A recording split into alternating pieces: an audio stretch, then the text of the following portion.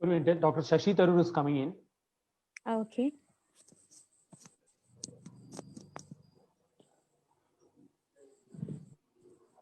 Hello, Dr. Tharoor, can you hear me? Yes, I'm hearing you fine. Thank you. Thank you. Welcome, So Dr. welcome to you. Welcome, Dr. Tharoor. This is Lal. Hi, Lal. How are you? Good to see. How's it good, been thank going you. since 5:30? You've been discussing Yeah. all of this already? Yeah, we had a nice session. We have 8 speakers, including yourself, and only 7 speakers have spoken already, and including our VT Balram MLA. We had a nice session, and we were waiting for you. I'm Welcome, here. sir. I'm sorry I was unable to join you sooner. Oh yeah, now I can see you. Apologies. Yeah, it's been slightly complicated. Great. So here we are. And so can you give me a quick summary of what you've discussed and what the Sure. thrust of your discussions are so far? Yes, sure. So we had, our panel consists of 3 teachers from colleges who respectively covers engineering, humanities, and social sciences. Yeah. We have 2 people representatives, one an MLA, one a district panchayat member, and also a primary teacher. And we have 2 students, one from JNU and one from Government Law College, Ernakulam. So we were taking perspectives of each of these guys on how they look at this elephant called NEP. And we covered almost all of them. And we had some hiccups with the engineering part, which we will cover once you speak. Okay. So should I speak for about 10 minutes and then take questions? Absolutely. Or Sure, Okay. please. Well, broadly, I would say that I find there is much to welcome in what we've seen of the new education policy 2020. And some of my suggestions on the earlier draft about a year ago do seem to have been taken into account. I had a couple of hours meeting with Dr. Nishank at that time. But the question still remains why this was not brought before Parliament first for discussion before it was unleashed on the nation. Nonetheless, I will say that the revision of the 1986 National Education Policy has long been overdue. I was advocating it when I was in MHRD over 6 years ago. And I'm glad, by the way, that MHRD has now become what it really is, the Ministry of Education. The HRD name was given when it actually involved a number of other tasks that have since been hived off: youth affairs, sports, labor, skill development, all that were part of the original umbrella MHRD that Narasimha Rao chaired.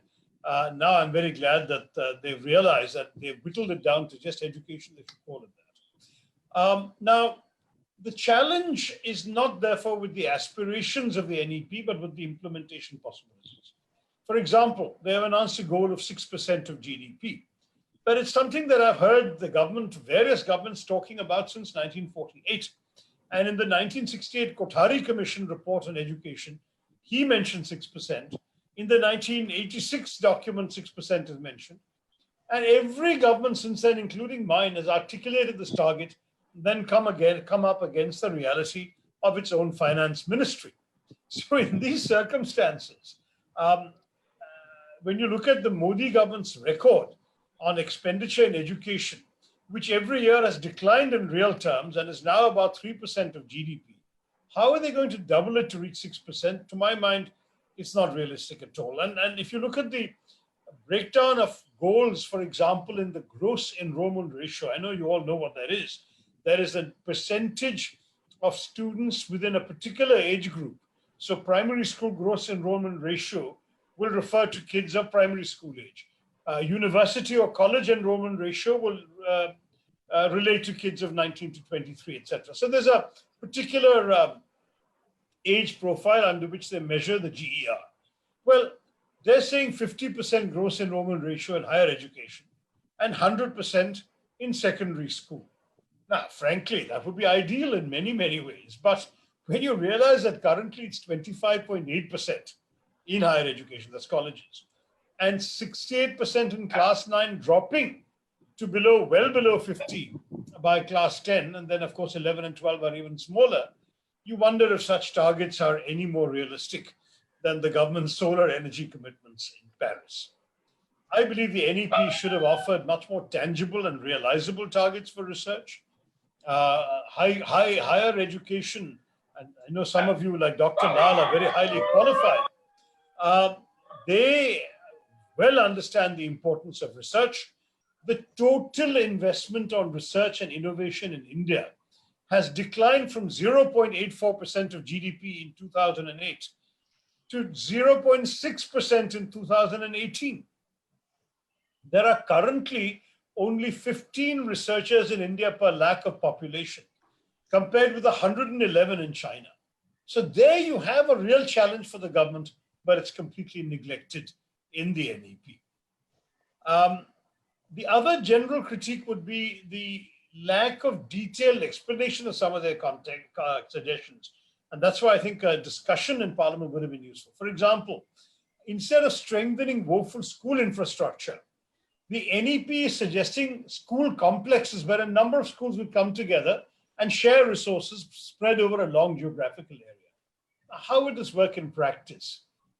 I mean, if a school doesn't have a hand washing station or a toilet for girls, they can't drive 20 kilometers to the next school to be able to use that. It makes sense if there are schools 200 meters apart, but that's very difficult and very rare. So in practice, to say that many schools can share infrastructure and that's good enough to fulfill the requirements of RTE is simply not realistic. And I would say that it's something which troubles me rather significantly.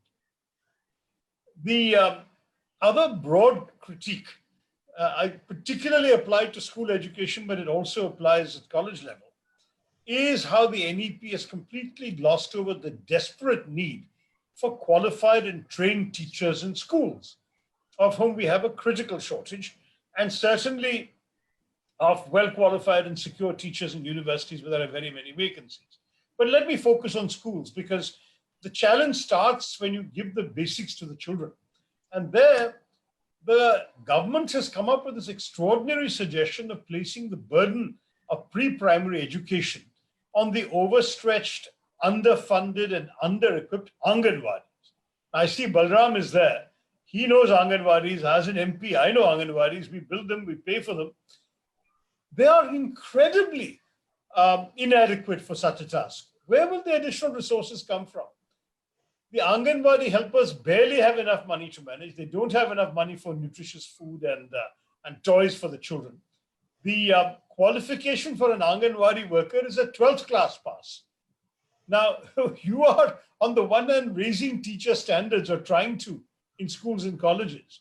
And then you're asking Anganwadis to teach basic numeracy and literacy.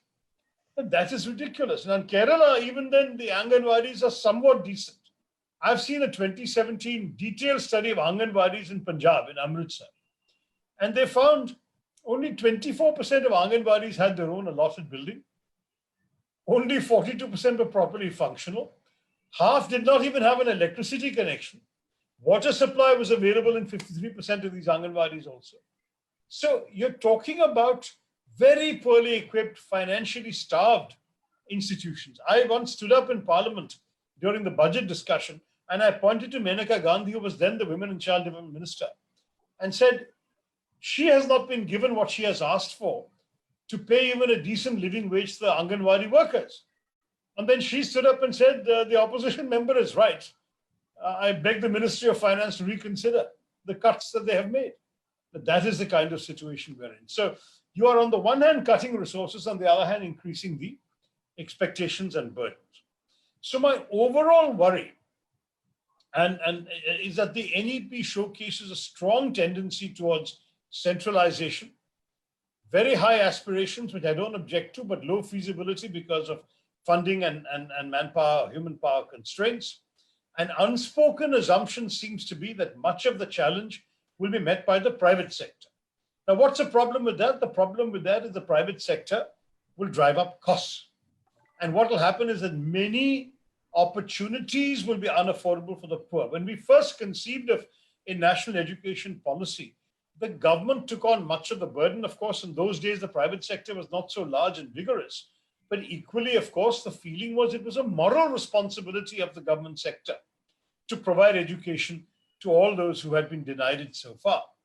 And the problem I have with the current approach is that they have completely elided the challenge. They're underfunding government institutions, announcing big targets, and then frankly leaving it to the private sector, though that's implicit. They don't say so officially, but that is implicit. One other point worth mentioning is, of course, the whole language controversy. I don't think it will be a big issue in Kerala, but next door in Tamil Nadu, it's already become such a big issue that even the pro-BJP chief minister of the ruling AIPC has denounced the 3-language policy and said Tamil Nadu will stick to 2-language policy of English and Tamil.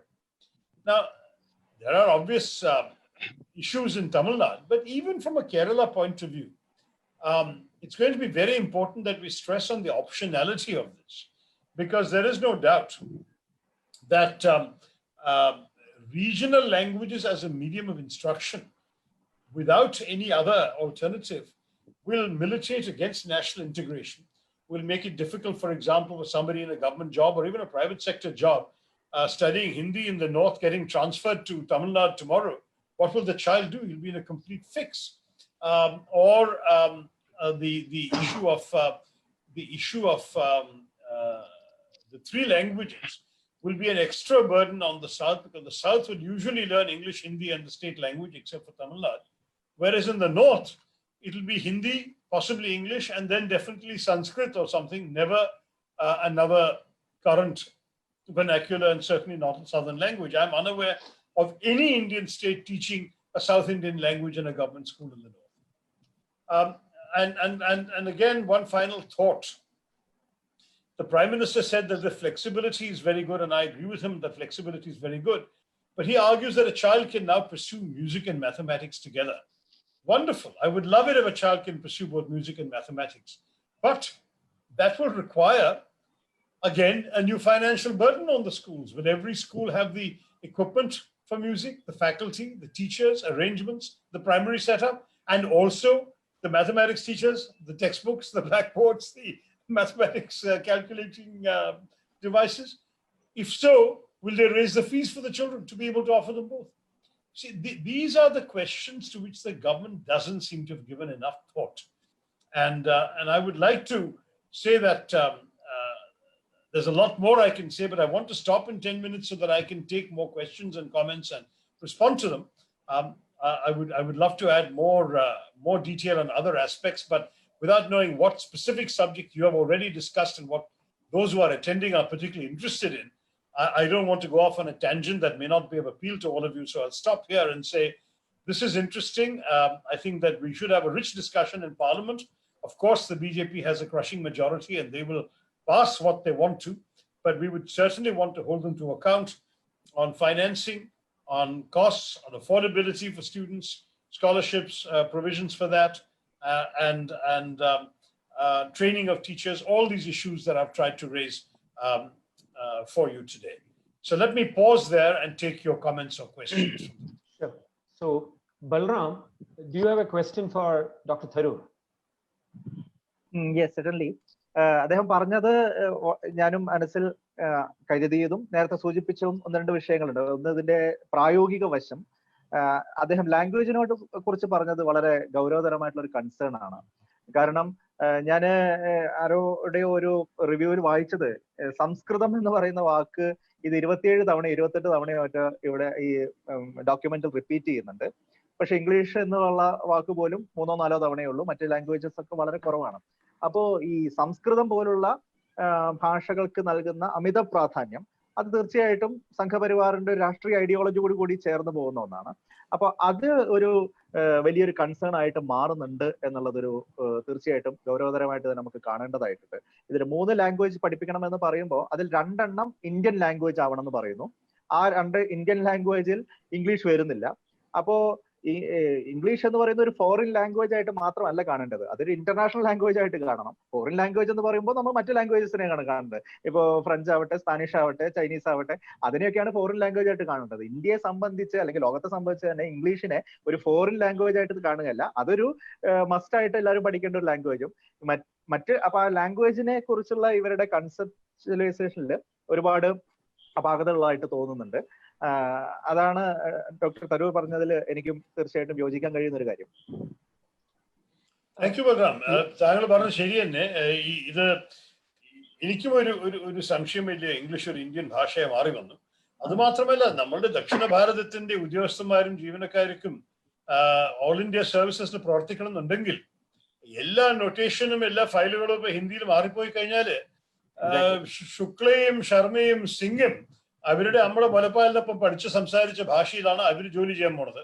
നമ്മുടെ ദക്ഷിണ ഭാരതത്തിന്റെ ആൾക്കാർക്ക് ഒരു second class citizenship ആയിരിക്കും. അവർക്ക് ഒരു പുതിയ ഭാഷ പഠിക്കണം, അവര് പരീക്ഷ പാസ്സാവാനും ജോലി ചെയ്യാൻ ഇംഗ്ലീഷും അറിയണം, ഫയലിൽ നൊട്ടേഷൻ എഴുതാൻ ഇംഗ്ലീഷും ഹിന്ദിയും അറിയണം. പിന്നെ അവസാനത്തിൽ അവർക്കായിരിക്കും എല്ലാം വെച്ച് കൂടുതൽ ബേർഡൻ. നിങ്ങൾ ഒരുപക്ഷെ കണ്ടിട്ടാണ് ഈ UPSC പരീക്ഷയില് നമ്മളുടെ കേരളം നമ്മളുടെ ഭാരതത്തിന്റെ പോപ്പുലേഷന്റെ ശതമാനം നോക്കുമ്പോൾ അതിന്റെ 4 ഇരട്ടി ആൾക്കാരാണ് IAS കിട്ടിയിരിക്കുന്നത്, കേരളക്കാര്. അപ്പൊ അവരുടെ സ്ഥിതിയും ആലോചിക്കണ്ടേ? അതുപോലെ തന്നെ ദക്ഷിണ ഭാരതത്തിൽ കഴിവുള്ള പലവരും ഉണ്ട്. അവർക്ക് നമ്മുടെ രാജ്യത്തിൽ ഒരു അവകാശത്തോടും ഒരു അഭിമാനത്തോടും പ്രവർത്തിക്കണമെന്നുണ്ടെങ്കിൽ ഈ ഭാഷയുടെ വിഷയത്തെ നമ്മൾ ഒരിക്കലും വിട്ടുകൊടുക്കരുത്. ഞാനും ഈ വിഷയത്തിൽ ഞാൻ നേരിട്ട് പറയാൻ പോകുകയാണ് പാർലമെന്റ്. സർ, 2 ക്വസ്റ്റ്യൻസ് ഉണ്ട്.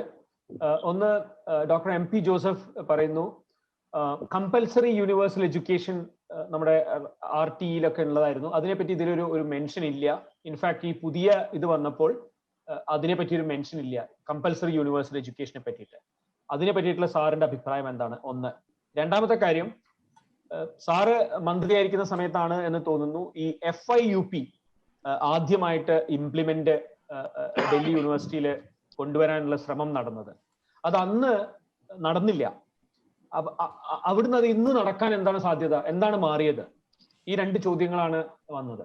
അല്ല, അത് നിർത്തിയത് നമ്മുടെ ഭരണം മാറിയ കാരണം അവരാണ്. അതെ, ഞങ്ങളുടെ അവസാനത്തെ വർഷത്തിലാണ് ഇത് വന്നത്. നമ്മൾ അതിനെ മുന്നോട്ട് കൊണ്ടുപോയപ്പോൾ പിന്നെ BJP student union ABVP Delhi യൂണിവേഴ്സിറ്റിയിൽ വലിയ ബഹളമുണ്ടായി. ഇത് ഡൽഹി യൂണിവേഴ്സിറ്റിയിൽ മാത്രമേ ചെയ്തുള്ളൂ, ചില പ്രൈവറ്റ് യൂണിവേഴ്സിറ്റീസും ചെയ്യേണ്ടായിരുന്നു. അപ്പോൾ പിന്നെ ABVP ഒക്കെ ബഹളം ഉണ്ടാക്കിയപ്പോൾ BJP ഭരണത്തിൽ വന്നപ്പോൾ അവരുടെ ഒരു വാഗ്ദാനമായിരുന്നു അവരിനെ മാറ്റുകയും ചെയ്തു. പക്ഷെ അതിന്റെ മെറിറ്റ് മനസ്സിലാക്കിയിട്ട് ഈ ഒരേ BJP സർക്കാർ അതിനെ തിരിച്ചു കൊണ്ടുവന്നത് കുറച്ചൊരു ചെറുക്കാനൊരു കാര്യമാണ്.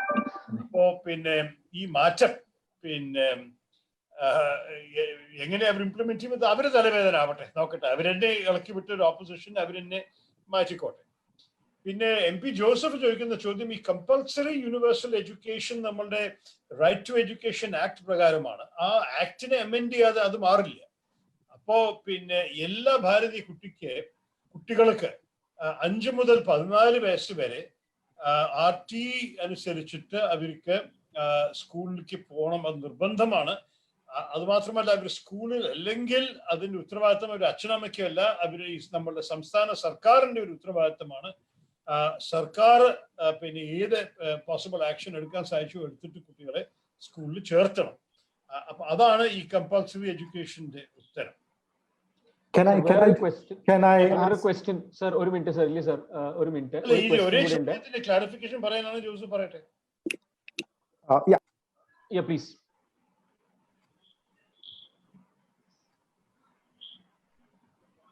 സർ, കേൾക്കുന്നില്ല. We can't hear you. You are muted. You muted me, I think. Yeah. Now we are okay. Can you hear me now? Yes. Right. The universal compulsory education is a part of the CRC, the Child Rights Convention of the UN, which, of course, I don't have to speak to you about it, which India ratified in 1992. However, we have never taken any steps for universal compulsory education. Compulsory education includes truancy laws where the parents who don't send their children to work, to school or send them to work, are also punished. Now, India has always been very ambivalent where education of the poor is concerned. It's only education of people like us that is taken care of. Whereas this inverted pyramid in school education, where it is most expensive to get into a good primary school at the first standard without paying huge fees. In the last two days, I've been running to get an admission for my 3-year-old nephew in a good school in Ernakulam. I will not mention the name, but I've been denied it. I mean, it's a topsy-turvy world, and it's only universal compulsory primary education can lead us to that. I think we have been ambivalent about it, and this document, the new national education policy, has been completely ambivalent on that. It doesn't mention the word compulsory education anywhere, and even the word the right to education is mentioned only a couple of times. So I think that's much more human resource. Wealth of nations is. No, but Joseph, I think you're slightly out of date in that once the RTE came in, it not only became universal and compulsory, but by constitutional amendment, it became obligatory for every state government to do this.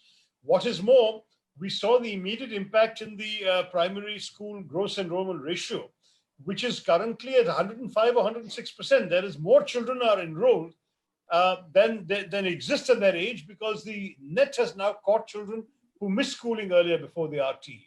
So there is actually no problem in theory. And of course, child labor is also outlawed. So theoretically, the children are not going out to work. If you say to me that in practice, this is not always properly implemented, that no one can disagree with, because in India, that's very often the case. But actually, from what I understand in policy terms, children are being educated. The problem is after class 5, they start dropping out. They don't make it till the age of 14, which is class 8 for the most part. And in many cases, many children drop out between 5 and 8, particularly girls when they attain puberty. Conservative families will keep them at school. Poor families will keep them to do household chores, to aid in looking after younger siblings, to help the mother, all of that stuff. So many dropouts after class 5 is a problem, but certainly primary school up to class 5, there's no problem. I would disagree with you, but I won't carry the argument here. I think Okay. other questions coming up. The next question is, two important knowledge branches, medicine and legal, are not considered under the control of this HCIE, HECI, what they say. So what is your take on it, sir?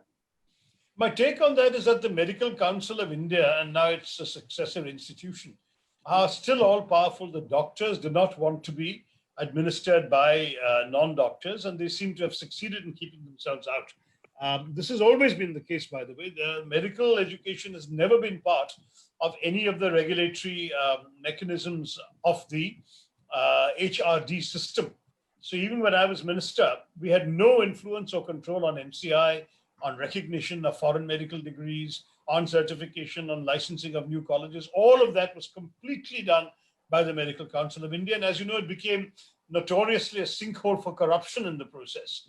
But in a country where there is such a major shortage of doctors, and there is a crying need for more medical institutions, more training, and more doctors to be released upon the nation, the MCI monopoly has so far successfully ensured that medical education is a narrow, closed preserve of a privileged few, rationed opportunities, and that very many talented young people who might really genuinely have an idealistic commitment to a medical career are forced to either give up medicine, go into a lesser healthcare profession like nursing, or go abroad if they can afford it to study, rather than to have a medical degree in India. It's a national disgrace.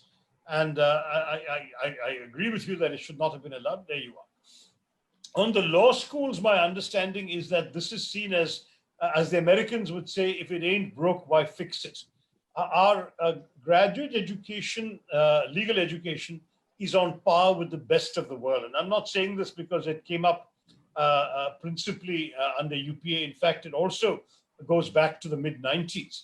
I would say that the entire law school system in India, the quality of the entrance examinations and the quality of the output is so phenomenally good now that almost any regulatory intrusion may undermine what is actually working.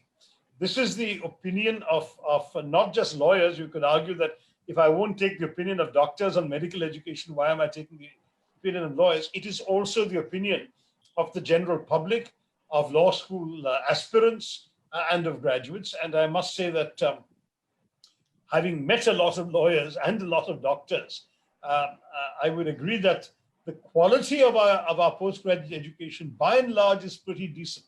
That's why our doctors and our lawyers seem to have no difficulty in getting international placement when they want it. But in terms of national needs, the doctors have managed to ration the supply of doctors to an unacceptable level. Whereas no one would suggest we have an undersupply of lawyers. If anything, we have the opposite. Okay. So one question is, looking at the example of the quality of self-financed engineering colleges in Kerala and in the country, a lot of people have this concern that giving autonomy to education institutions will probably end up in a dip in quality. What is your take on it? I don't agree. I am an advocate of autonomy of educational institutions, and the reasons are multiple. I find that our higher education generally is over-regulated and under-governed. I think what we needed was not a UGC that told every college or university how many teachers it needed, how many classrooms it had to have, of how many square meters, what subjects they could teach for how long. I mean, this kind of thing was truly absurd and in many ways unworthy of a modern society. There is no developed country that runs higher education that way. In the United States, for example, every college, every university is de facto autonomous. And if they don't achieve the standards required, frankly, the market will abandon them. Students will not apply, will not enroll. So the result is that they are driven by their own imperatives of excellence.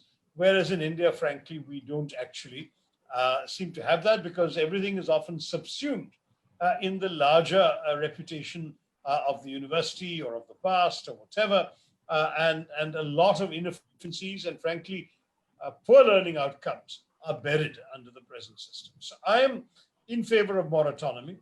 I think that the colleges and universities should have a chance to prove what they're capable of and to demonstrate that their excellence is verifiable through an objective regulatory process that focuses on learning outcomes much more than on these kinds of input factors like size of classrooms, number of teachers, and this sort of stuff. I think really excellence is something that can only be measured in terms of quality, in terms of the kind of quality of students who apply, the kind of quality of students who emerge, and what employers feel about the quality. If today we have, 7 or 8 IIMs, I think the numbers have gone up. I've lost track of exactly how many there are, and one Indian school of business, and the IIMs are given a sort of government recognition for their degree that ISB is not, then how do you decide which is actually better? You would normally think, oh, ISB, I only get a diploma.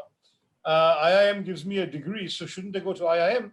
Well, if you actually ask the employers, they rate ISB higher than all but 1 or 2 of the IIM. So there is a question of where the market looks at the output, the quality of the product emerging from the institution to judge the institution, whereas the government regulatory system has other considerations. And therefore, I would say that it's not at all a bad thing to have more autonomy, and I hope that we actually do go ahead with more autonomy for these institutions. I'll combine 2 questions because we are reaching towards the end of it. So one question is this policy in any way trying to hurt the federalism in this country? That is question number 1. And question number 2, not related to the first question, what will be your stand when the parliament opens next month on these topics?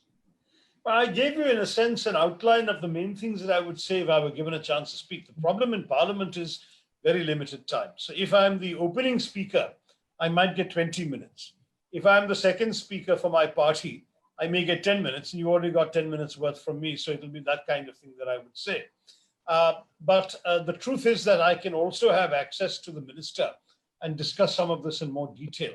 Certainly in the old circumstances when we didn't have COVID and lockdown restrictions and all of that, I've had good constructive conversations on the earlier draft, and I'm glad that some of the things I objected to have gone, particularly some of the pie-in-the-sky expectations of online education, which completely overlooked the infrastructural limitations in India.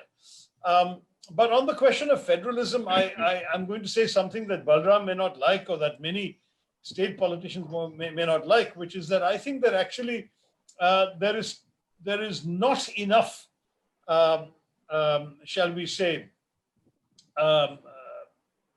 support from the federal government to the state governments in higher education. We all accept that school education is principally a burden for the state governments. But for most states that I have been to, their role in higher education is disastrous. They don't give enough money. I could argue they don't even give enough money in school education, but that's a different conversation. at the college university level, state universities are very often extremely poorly funded, poorly administered, deeply politicized. And I wouldn't mind more federal interference to ensure that they are better quality. And I remember going to Bundelkhand University in Jhansi. They didn't even bother to have a nail. They couldn't afford to spend the money to put a nail to hold up the sign on the on top of the door of the university saying Bundelkhand University. It was hanging loose and could have hit a tall person entering the university. That was the kind of situation it was in. That was a few years ago, but unfortunately, that is the kind of situation that I'm seeing. So I am in favor personally of having more federal involvement. As it is, the federal government is getting out of too many things and putting the burden on states. And the states are saying there isn't enough money. So if you look at the All India Survey of Higher Education 2018-19, it says that over 40% of teaching positions have not been filled in higher education institutions. And these are much worse in the colleges and universities administered in the states, not so much the central universities, which tend to be more predictably and reliably funded. So I'm very keen on the state governments when it comes to higher education, not objecting too much to the federal government taking on some of the financing responsibility, along with, of course, some of the shall we say, the autonomy that I was raising earlier. If you have more money coming from the center and more autonomy granted by the UGC and so on, you will, I think, have the perfect balance for the state universities. I think we are dot on time. So Dr. Lal, would you like to conclude this conversation? Yeah, it's already 5:30, and I would like to thank Dr. Tharoor, our national chairman, for coming and giving a. What is that you're holding? Class. You have some. Sorry? You have something in your hand. Yeah, sorry. That's to wrap you on the knuckles with, Sudhir. So it was a pen in my hand. Anyway, so I would like to thank our chairman, national chairman, Dr. Tharoor, and V.T. Balram, our MLA, and all other 6 speakers who are really experts in this particular area. And so this is a beginning for us for AIPC Kerala State. This is the 3rd webinar in this series that we started a few weeks ago. And thank you. I would like to thank everyone who have been watching this program live on Facebook also. Thank you very much. Thank you. So thank you, Lal. Thank you, Sudhir. Thank you, Balram, for coming. Thank you, Joseph. Let me Welcome, sir. Thank you. Talk about the speakers before you did not meet them. So we had Balram as a speaker. You know him very well. We had Babida Jain as a speaker. She is one of the district panchayat members from Alappuzha, and she's also a primary school teacher. We have Dr. Preeti Srinivasan from St. Teresa's College, Ernakulam. We have Dr. Vinu from KE College, Mannanam. We have Dr. M.V. Rajesh from Model Engineering College, Ernakulam. We have Surya from Law College, and we have Vishnu from JNU. So these were our speakers. Thank you, Sudhir. Excellent. That seems like a very distinguished list, and I join you in thanking them for giving their time to this AIPC webinar. Thank you, Lal. Thank you, Sudhir. Thank you. Thank you so much. Thanks.